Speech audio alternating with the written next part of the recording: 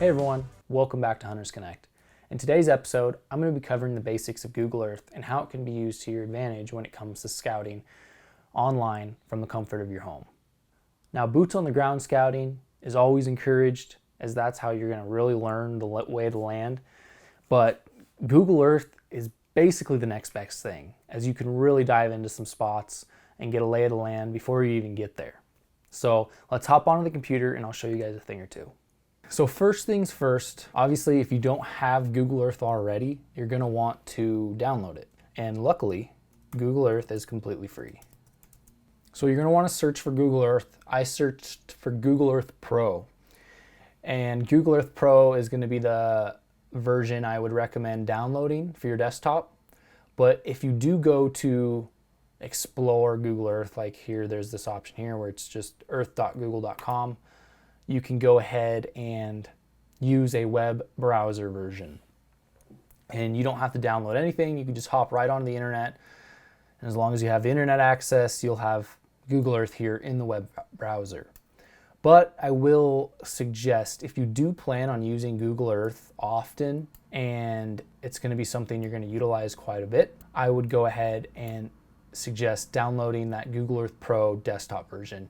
You're going to get more features. It's going to just altogether, it'll be a nicer experience. So here at the Google Earth website, that's going to be google.com/earth/versions. So you're going to want to go ahead and click on Google Earth Pro for the desktop download and then download the Pro version right here. So when you first open up the application, you'll usually be like this little startup tips box will pop up, and this will actually give you a little tutorial and show you how to do different things. And you can choose to show this every time you hop on or not. I usually just close it out. So I'm going to start off with just showing you guys the basic navigation features on how to move around, how to look around, and how to get around here on Google Earth. So as you can see here, I am zooming in.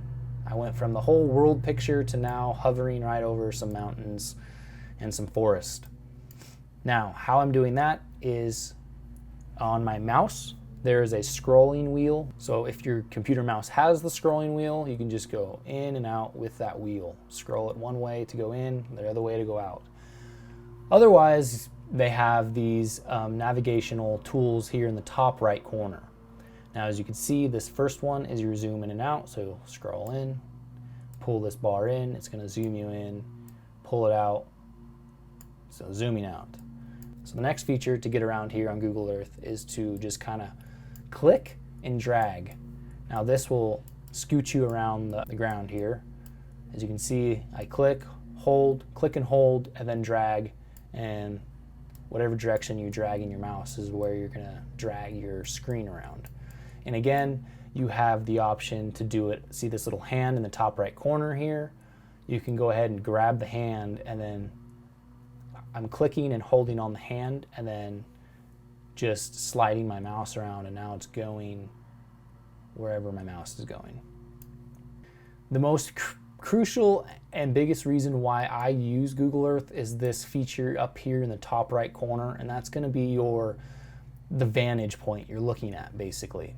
So if we go back over here to some more mountainous terrain, you could go ahead and grab this eye, and now look at this. Now we're spinning around, getting different angles. So if I go ahead and back up here, now I'm getting these different angles on this slope here. We can zoom in, get a little closer to the ground, pull this eye up, and now we really can see how steep and big these mountains are. Again, I'll get a little closer to the ground, pull this eye up, and now look at these peaks up in the background. The peaks we were now hovering up above, we are now dang near close to the valley floor, and you can see how rugged this terrain really is. And that's a big benefit when using Google Earth, is really just getting these angles you're not going to see on an overview or bird's eye view of a map. You can really get down into these nooks and crannies, get onto certain areas you might think would be a good glassing point, and just start scanning around.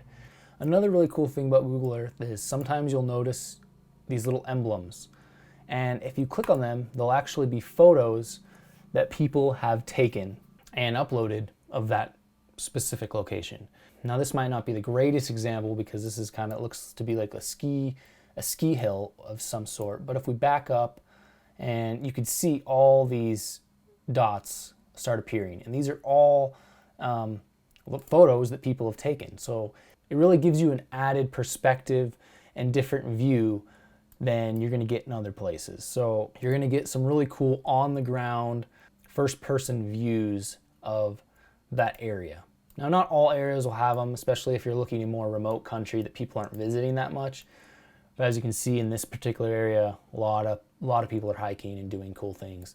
And it's funny because most of these photos are coming from people who are kind of just recreating in the backcountry and not hunting. Because as you know, hunters aren't likely to give away their spots. So the general public who likes to just hike around and share their experiences can definitely help you guys out just by the photos they're posting. So let's jump into some of the tools that I really like to use when using Google Earth that help me get a better idea of what I'm looking at when I'm scouting a spot for a hunting situation. So as you can see, we have this great big basin here, high country basin. And what I'll start off with here is up in the top left, as you see, you have these different tools. So starting off with common one to use is just your place marker. So you can click on that, and what you could do is you go ahead and grab it and drag it around. So say like I plan on camping up above this basin, and this is where I chose I wanted to camp. So we're going to call it camp.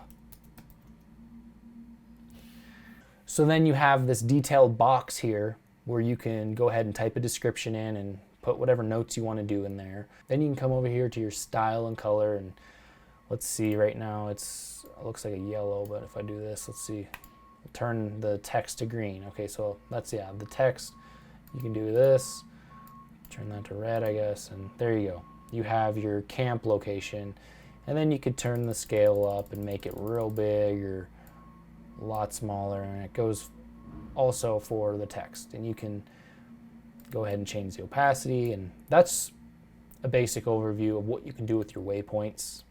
So the next tool I want to show you guys is the path tool, and it does exactly what you might think it does, and you can create path lines. So for example, we zoom in, you can see a road here.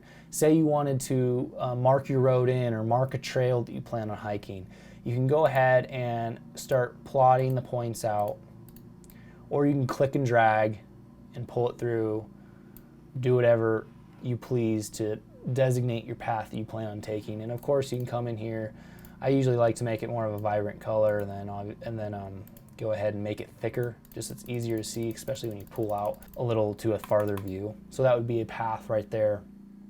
But another thing I like to do with this tool is plot out property boundaries.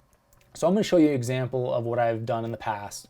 On the left here, you can see that camp point we made is right here. So everything you create utilizing these tools will show up in the left column here. If you click on it, it'll take you to that exact point.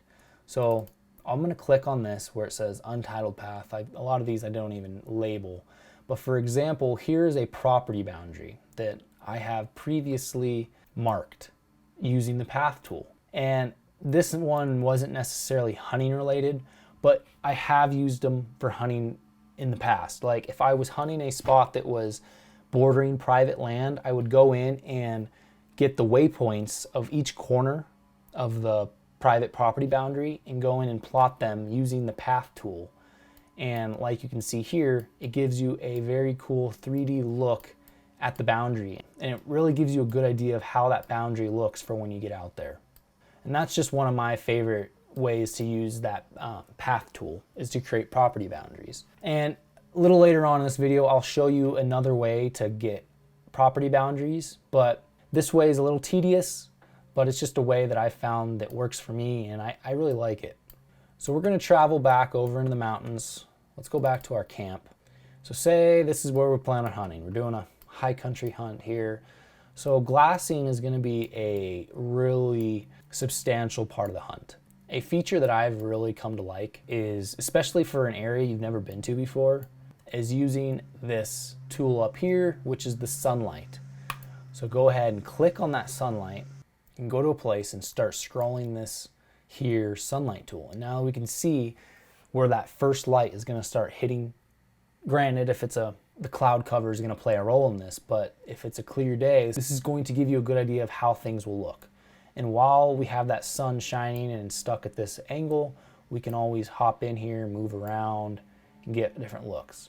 So my preference is, as the sun's starting to come up, I like to start glassing into those spots that the sun are shining.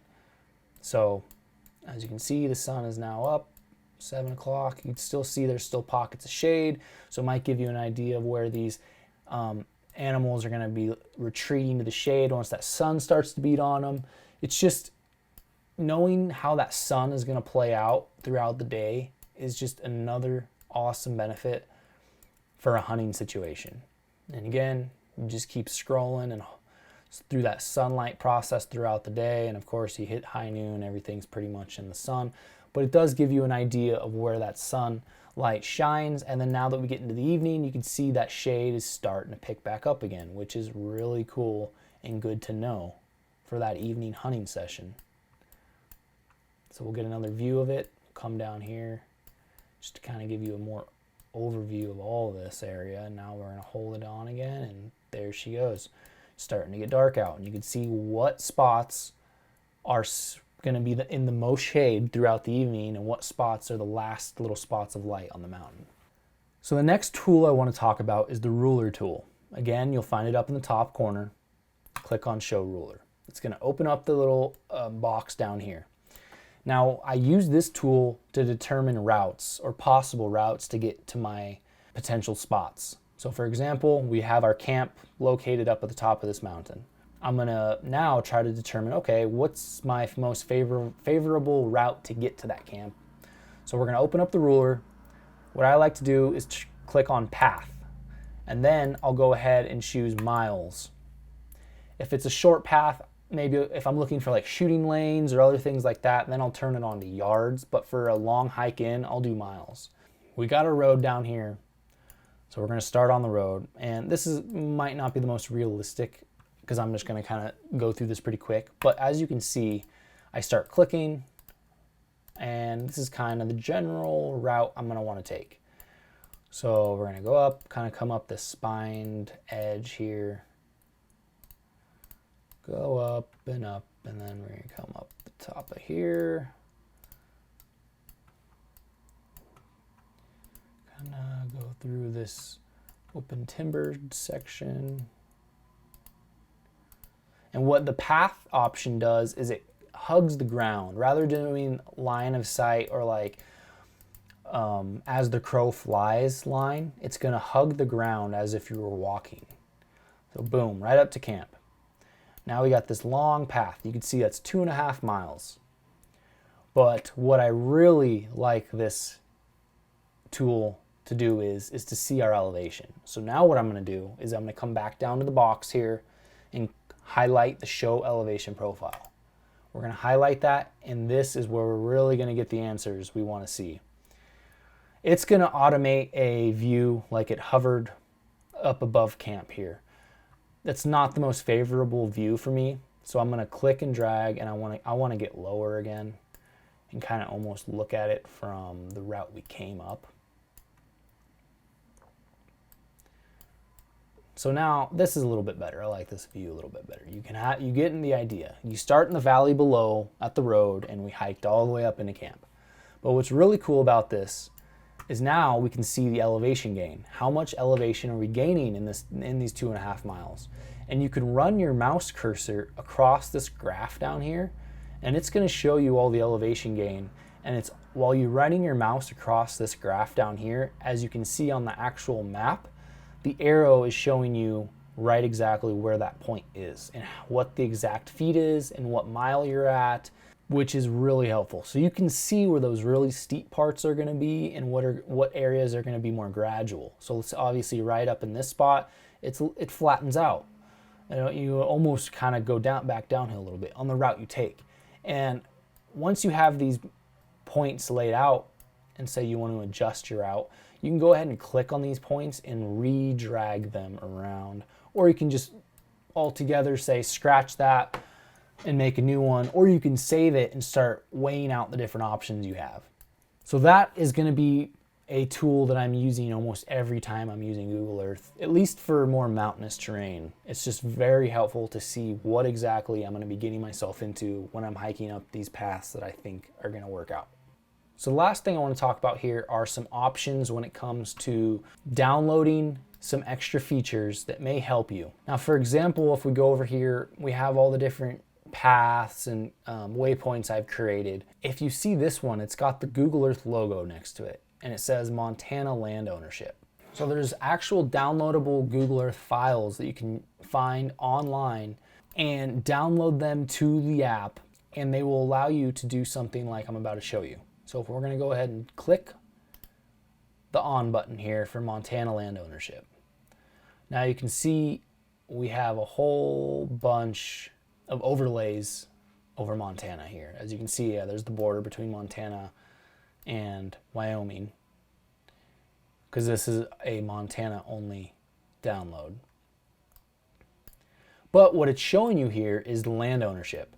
So our green is going to be national forest, public land. The blue is going to be state land, and this yellow here will be our BLM. So it really helps you decipher your public and private land. But as you can see, you can utilize additional downloads to go ahead and show you private and public land boundaries, which is really helpful because when you don't have this on, it's very hard to decipher what you're looking at in terms of public or private land. So I hope you guys are able to learn a thing or two when it comes to the navigating around Google Earth and how you can utilize it to scout for hunting locations and just get a better idea of the lay of the land. If you guys would like to see a more detailed approach on how you can utilize Google Earth to scout for specific species, let us know down in the comments and we'll start putting together a video for you guys. I hope you guys enjoyed, and we'll catch you guys in the next one. Thanks for watching Hunters Connect.